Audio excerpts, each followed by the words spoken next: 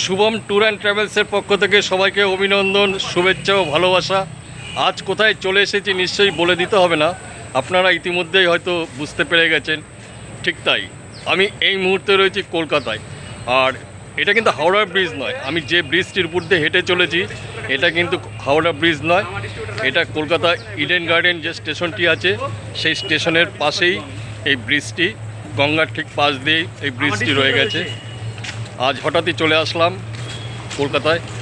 দেখুন কলকাতার প্রাকৃতিক যে সৌন্দর্য গঙ্গা নদীর পাড়ের, সেটা আপনাদের একটু দেখাচ্ছি, চলুন।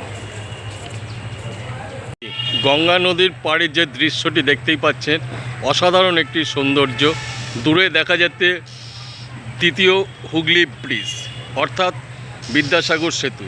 আর দেখতেই পাচ্ছেন অনেক ছোট বড় অনেক জাহাজ, মালবাহী জাহাজ এখানে এসে থাকে। দেখুন, আর দূরে দেখা যাচ্ছে হাওড়া ব্রিজ, দেখতেই পাচ্ছেন দূরে দেখা যাচ্ছে হাওড়া ব্রিজ। আর গঙ্গা নদীতে সকাল সকাল সবাই স্নান টান করছে, সেটাও দেখতে পাচ্ছেন। তাহলে সময় করে একদিন চলে আসুন কলকাতায়। ভালো থাকবেন, তাহলে আবার দেখা হয়ে যাবে কোনো একদিন, কোনো এক সময়।